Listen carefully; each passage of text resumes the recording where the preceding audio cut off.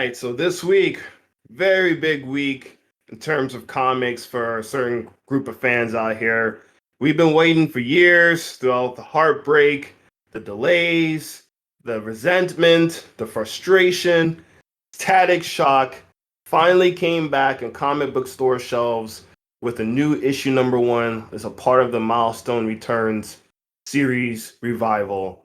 And I gotta say, man, overall, it's been pretty positive so far, dude. And as a Static Shock fan from the 90s going into this new series, I was slightly optimistic, especially after the Milestone Returns preview book that came out like a month ago. So I think safe to say my guard was up, your guard was up, everyone's guard was up. Yeah, we've been right because we've been talking about this for a while, dating back to last year around this same time. We've been talking about this in particular and why kind of we felt it was necessary for Milestone Comics and Static Shock to kind of make a return here, right? Right, right. And overall, spoiler alert, if you haven't checked it out yet, definitely go check it out before, this is your last warning. Because we're gonna go into spoilers, screw it. Yeah. So yeah, overall, issue number one, man, I thought it was fairly decent. The storyline didn't really dwell too much into his origin. You had to actually buy the Milestone Returns preview book that came out last month. That was basically the Big Bang. That was the origin, explaining that. So this one actually isn't. It's a number one, but you're definitely missing some parts if you didn't get that Milestone Returns book. Because it picks up right after that. There's a lot of more personal conflict with the bully, Francis, Mm-hmm. aka Hot Streak. I got a little something to say about him and his new retcon of a reason why he's a bully, Okay. but I'll get into that later. I'll get into that later. But overall, the story was fairly done, pretty straightforward. Kind of dealing with some personal issues. Virgil is dealing with how he got his powers. Got some anger. He's got some teenage angst to him. A lot of teenage angst to him. Uh, and I honestly, the art was really well done. I like Nicholas Draper Ivy. He was like a black indie artist for years, and now he's kind of stepping into the mainstream. So I got to say, big ups to him. He specializes in that black manga look and Right. Right. redesigns.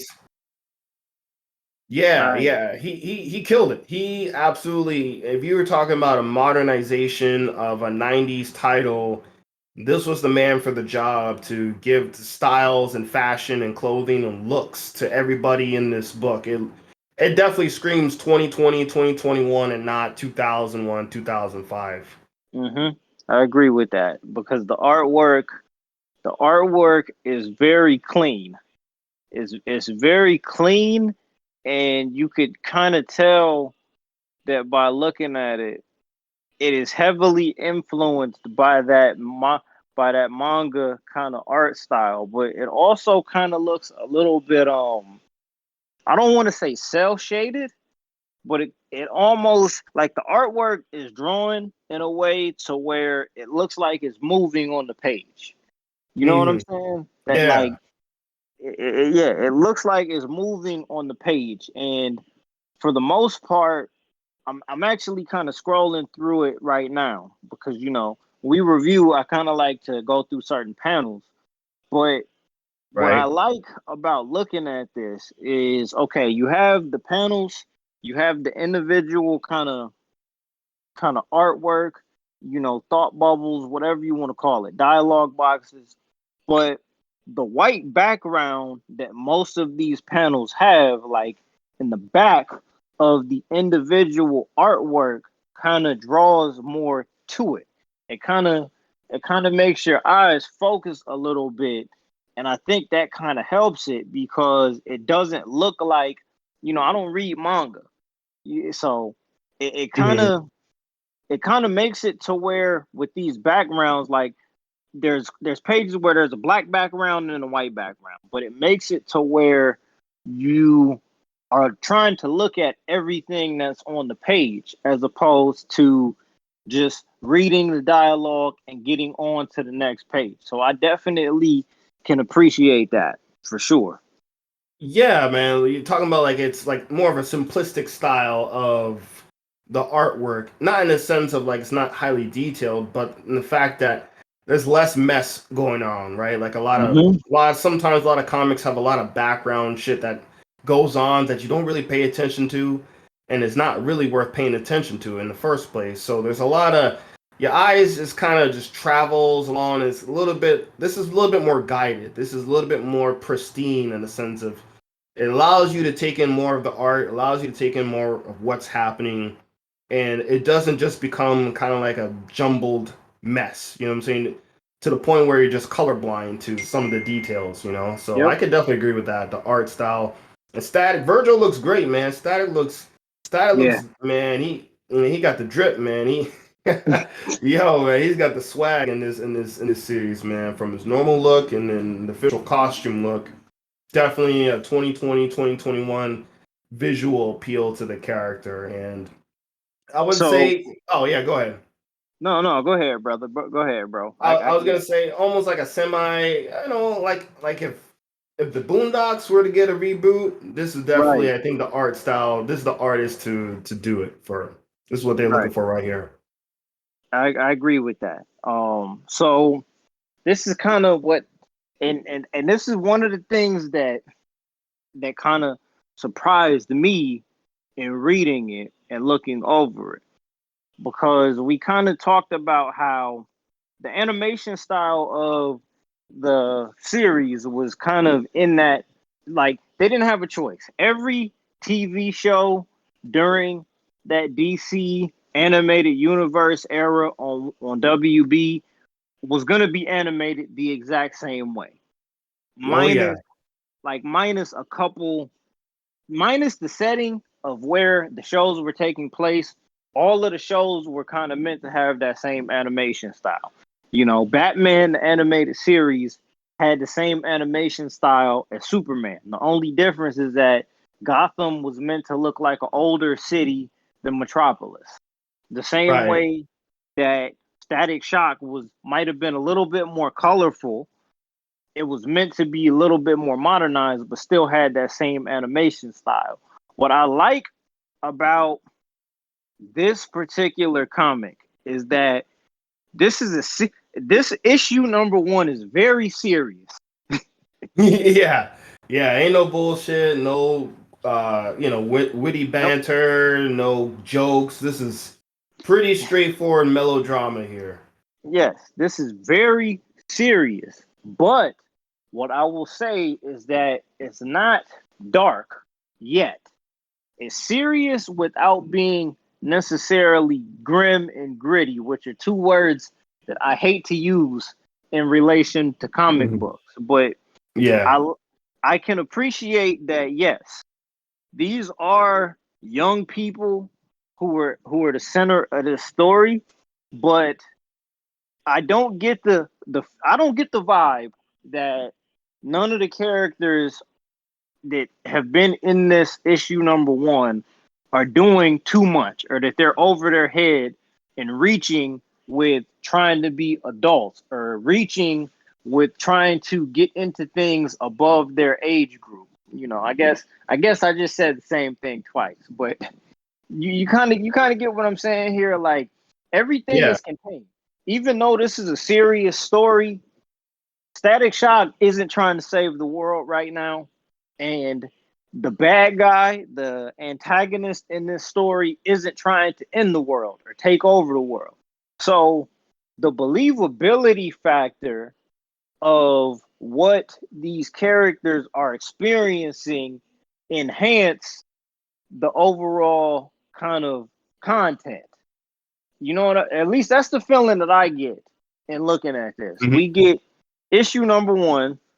We're seeing Virgil Hawkins dealing with something that obviously happened, a traumatic experience that has changed his life, that he is lucky to have made it alive out of. Right? They right, right. definitely explain that people lost their lives as a result of what it was that happened here. But that's not the central point of the story. The central point of the story is how do you deal with that and then go back to school right after it happens, knowing that there are people that have been affected by this who not only died but came out of it enhanced or evolved or maybe even devolved depending on what it was that happened. So Virgil Hawkins, in a way, is kind of dealing with, I feel, a little bit of survivor's remorse. He came Mm, out of this, he came out of this traumatic situation relatively okay. He just doesn't know how to process that and also process the change that he just had to go through here. Like, fuck being a hero. You know what I'm saying? Fuck being a hero. Being a hero, you see what I'm saying? yeah. So I can appreciate, I have a certain level of appreciation for that because in this issue number one, if we would have seen him stopping a bank robbery or, you know, or a carjacking, that wouldn't really make a whole lot of sense in context to the way that this world has been presented, bro. How you feel about that? Nah, man, you're absolutely right. And the way that this is presented, no, the Dakota verse isn't established yet in this first issue. We're still Mhm. dealing with Static getting his powers. We don't see Icon and Rocket showing up. We don't see other super powered beings in costumes saving the day. This is just smaller setting, high school, more intimate, more dramatic. This is just a teenager who survived something traumatic and is now seeing the fallout of, like you said, seeing friends, seeing people he knows die, you know what I'm saying, at a high school event. I remember during my high school years, someone passed away that was very, very popular amongst a lot of us, and a lot of us went to the funeral. So I can only imagine if you went to a protest and half the protesters died, or 33% or 40% of them Mm. died during this traumatic experience. How big and shocking would that be? It'd be almost kind of like, let's just say like a shootout at a school shooting, of that kind of traumatic experience, surviving that, and then going to class the next day acting like everything's okay. Nah, you wouldn't be okay after an experience like that. You would need some time. The whole school would take some time to recover. You wouldn't just hit the ground running and let's go. We can get over this quick, fast, in a hurry. Nah, man, you need some time to process and to breathe. And that's what Virgil is going through right now. He's definitely processing what happened to him and trying to control his powers and just trying to make meaning of why, possibly why did he make it? That could be one of those things that's going through his head, like you said, that survivor's remorse, just trying to figure out what's going on with him. And by the end of the Right. book, things got more personal because, he finally he finally fought back against the bully Francis hot streak in school, and Francis didn't take that too lightly.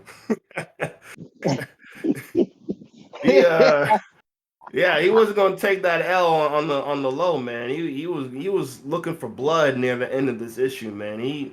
He showed up to his mama's crib, man. He showed Oh man, bro, he violated, man. yeah.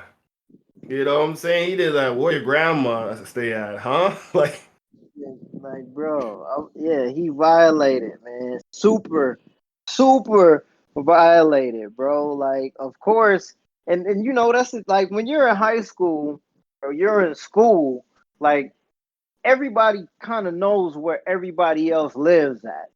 hmm From taking the bus, from walking to school, and everything like that. But even if you had beef with somebody at school, it stayed at school. You didn't never take it to somebody's crib, bro. Like you know what I'm saying? At the worst, it would be at the bus stop. You get off the bus, you handle your business right there, or sometimes this shit would end up in a damn, right in front of your house. But Right, to right. actually get inside, like to just this man showed up at Static Shock's crib and literally attacked him right in front of right in the middle of dinner.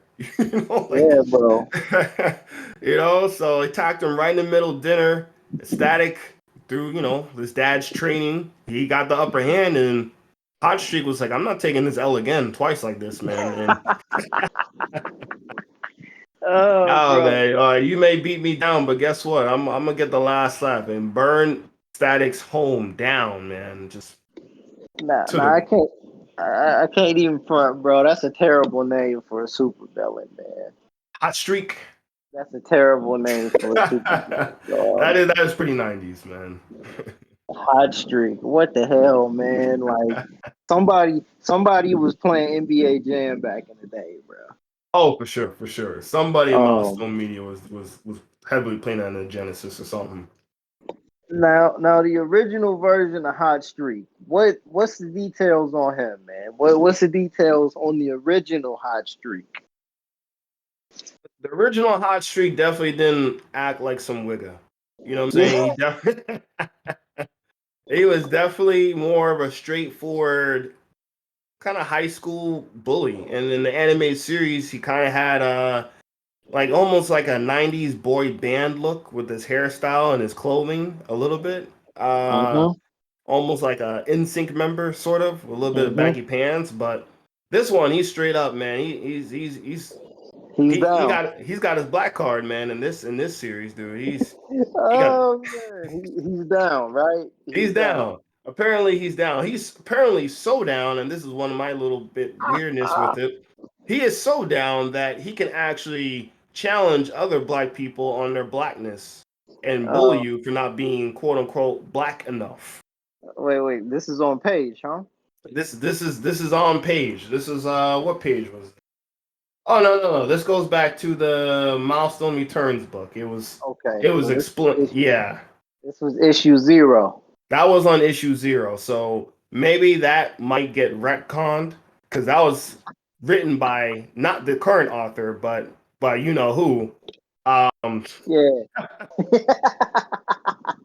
So maybe this Vita Ayala was very smart to not directly address that in this issue. So when I go back to issue 0, I'll definitely go over that. But overall, man, I got a question for you, dude. I got a question for you, man. And if this current Yeah. Static Shock met Miles Morales currently, like, how do you think that interaction would go?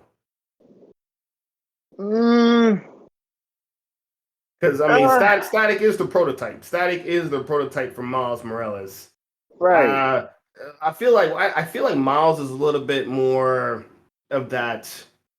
I don't want to say cliche nerd. He definitely seems more of a nerd type than this Virgil. Like, Yeah, I agree with that.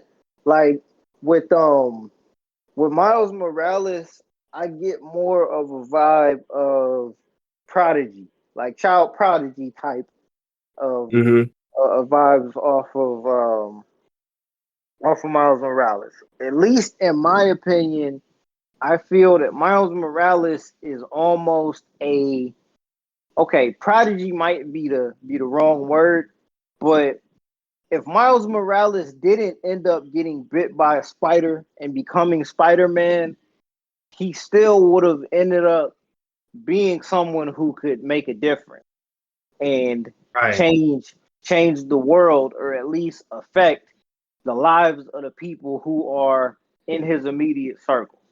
Virgil Hawkins, at least in this issue number 1 that I read, is presented more of a regular guy or more into that mold of a kid who still is trying to find his way and still needs guidance.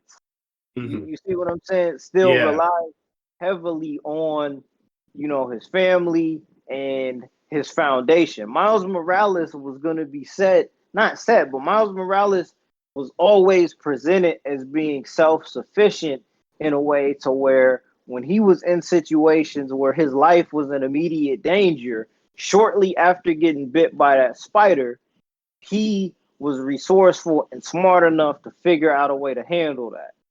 With Virgil Hawkins, that family unit that he has currently is something he's gonna need going forward and becoming a hero. And Right. I don't think it's gonna be a secret. Obviously, it's not gonna be a secret that he's Static Shock. But when he becomes a hero, that family dynamic is going to be seminal in forming his moral compass. Damn, dog. Yeah, you spot on.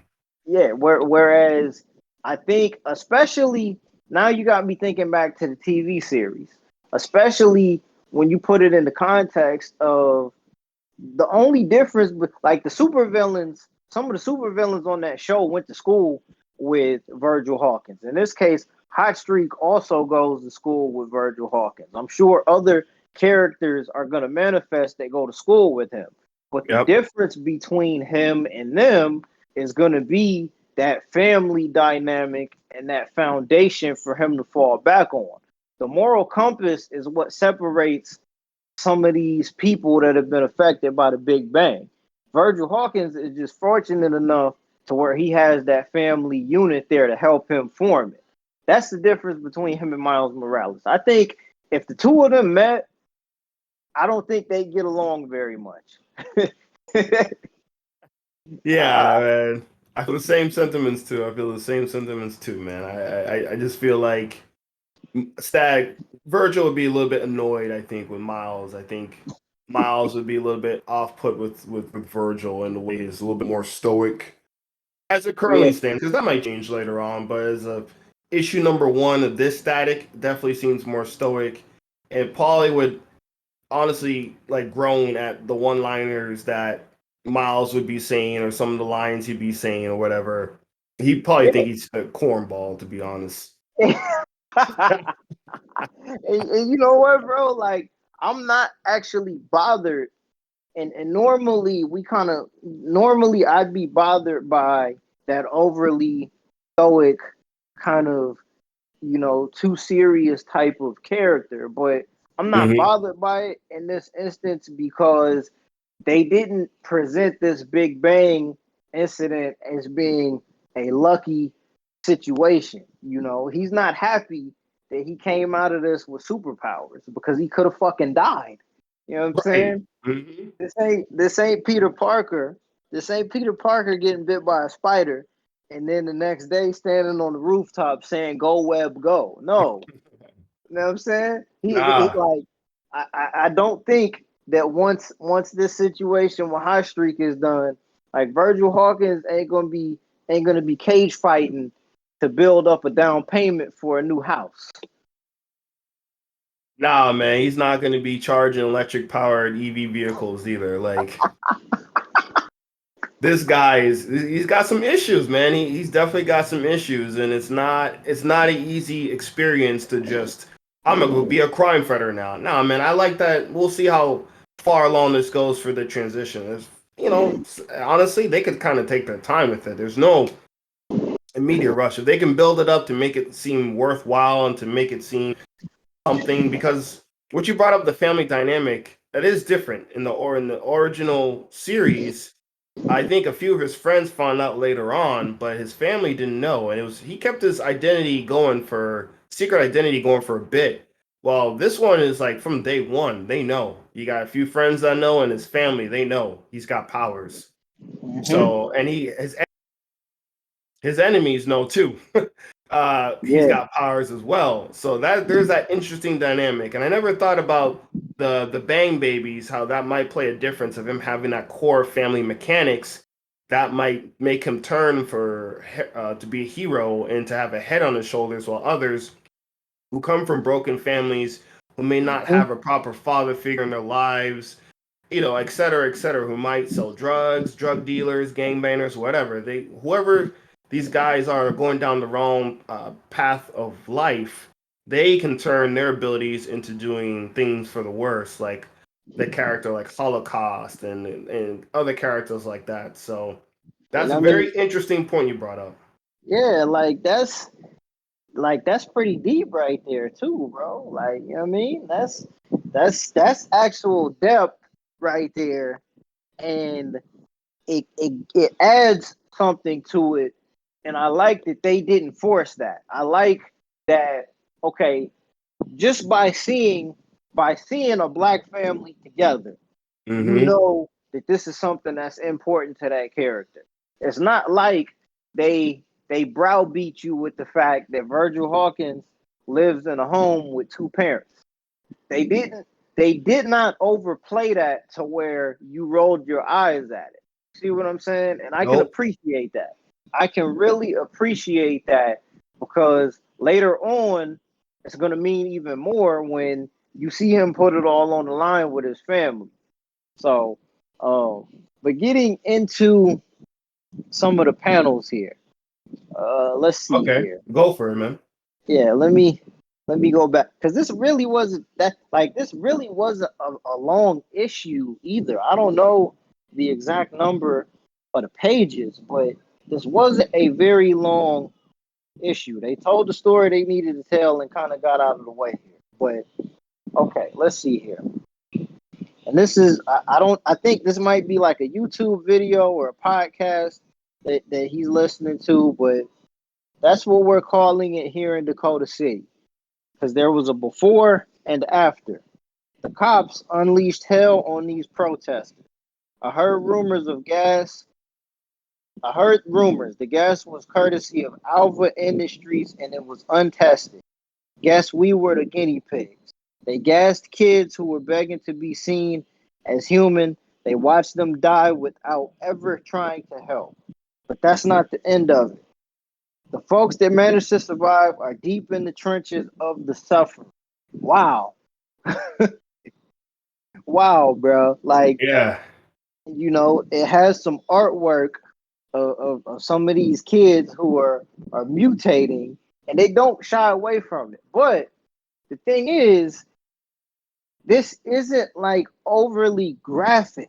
This isn't too violent to the point where it separates it and kind of elevates it past being focused towards a certain age demographic.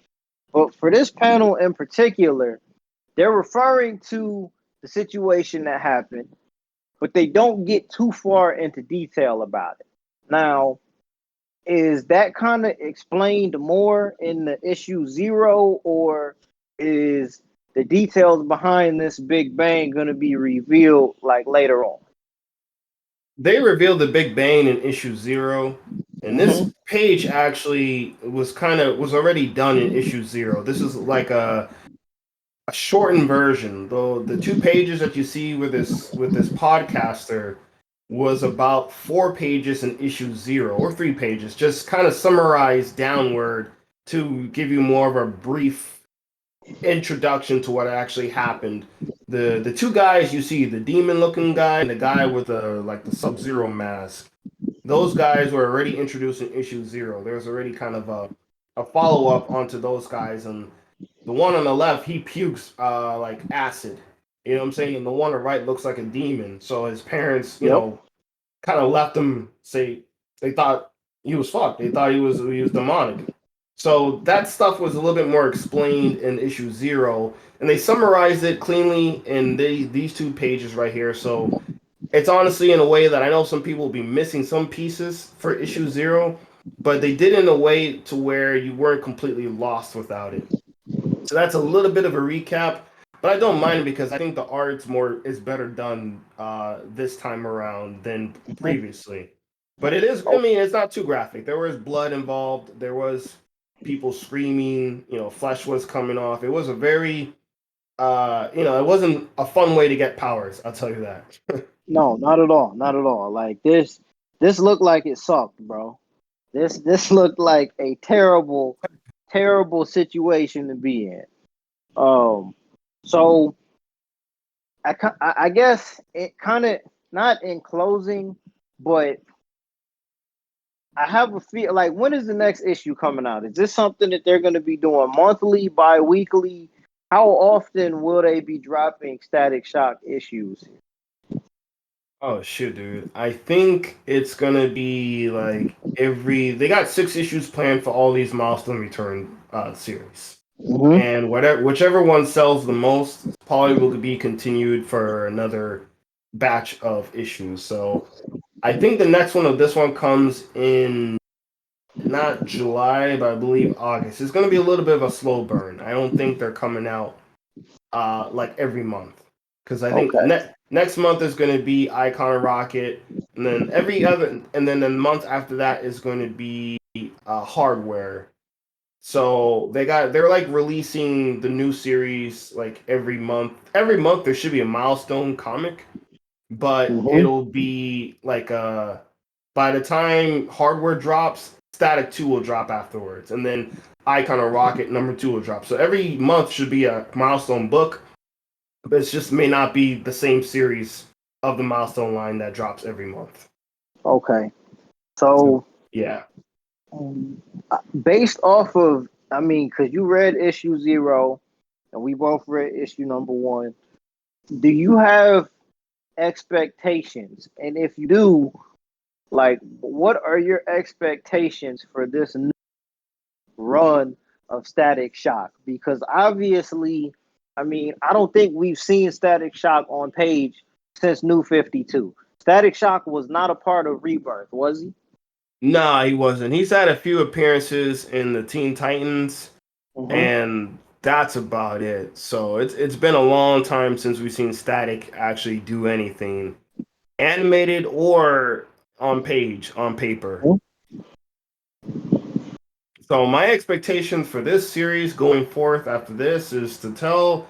I think they're gonna take their time on this. I think he probably won't suit up until #3, 3 out of Okay. 6 or 4 out of 6. I think we're almost looking like maybe like a next Batman pacing of story.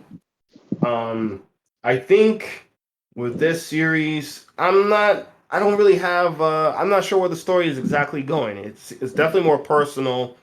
There is no real big bad yet revealed to be, the one he's gonna face in #6. Right now, he's dealing with Hot Streak. We know Hot Streak ain't gonna last five issues.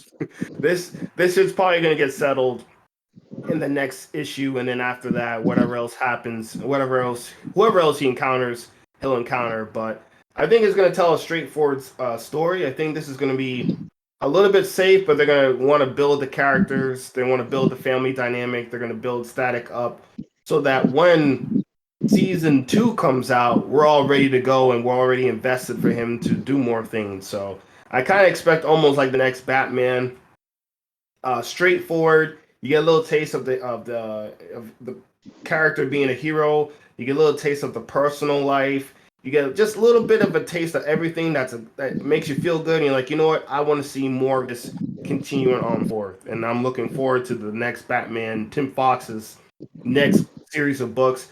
I feel like this has the potential to do the exact same thing going forth. How about you, man?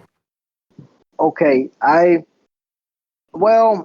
think I'm still gonna take a wait and see approach to it Yeah. because anything can happen. You know, Right. Right. anything can happen. Changes can happen on the fly. If readership is low on this, the entire next issue could be completely different from this first issue. I enjoy reading it. I like the artwork. I like the setting. I like that the story. This is the story of Virgil Hawkins.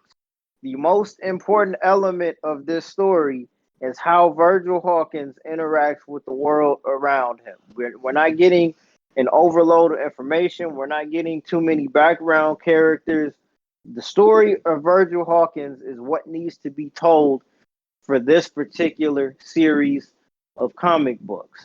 My expectations, or at least my hopes, are that the story of Virgil Hawkins continues here. At some point, we are going to come to terms with social commentary. At some point, it's going to happen. There's Right. Right. no, there are no two ways around that. And I hope that when we do get to that point, that it's handled in a way to where It's better than issue 0. it, That's all I'll it say. yes, I hope, I sincerely hope that this is handled in a way that doesn't insult anyone's intelligence and also is not meant to, ah man, and I got to be very careful with what it is that I'm going to say here. But I hope that when we do get to the point of talking about social commentary, that we're not doing what X-Men did. If you catch my drift here, like Yeah. I don't need anyone telling Static Shock what it's like to be a bang baby and use that as a metaphor for being a black person in America. I don't need that, bro. I don't Yeah. need anyone telling Static Shock that he should be doing XYZ because he's capable. No, I don't need that right now. That's not what I need. I just hope that when we get to that point that mistakes that others have made have been noted and have been learned from, because there's an opportunity here to kind of do something different here. And I went into this with very low expectations. Yeah, man. Same here, man. And especially with I give credit to Vita Ayala. I know that she has a reputation. I know that she has a lot of criticism in terms of her skill of a writer. I have to say that this was fairly well done for her, and I've got no, especially it's leap years ahead of what was done previously in issue 0. So I gotta give props to her for kind of shutting up some of the critics, and I'm definitely gonna let her breathe now for number 2. We'll see how number 2 and 3 goes, but so far nothing that's too cringeworthy, nothing that's like, oh my god, why would they say that? There's no forced slang to try to make it seem like, Oh this is yeah. a teenager from 2021 or 20, like there was no attempt at that. It was very straightforward. You know what I'm saying? It was very serious storytelling. It was very dramatic, and I'll give this one a 7 out of 10, man. I think this is a decent first issue number 1, and I think that as the story progresses, I hope that it can get to where I can say it's an 8 out of 10 or even a 9 out of 10. I think it has the potential to do that, but we'll see what it goes henceforth with number 2. Yes. And okay. So what is the Dakota verse? What is that exactly? If you don't mind kind of breaking that down for a second. Yeah, sure, man. The Dakota verse was basically Milestone Comics, like equivalent to Marvel's 616 universe. It is their specific universe of a major city with Dakota, which is kind of like basically their metropolis in Gotham, and you have all the Milestone characters residing in this one major metropolis area.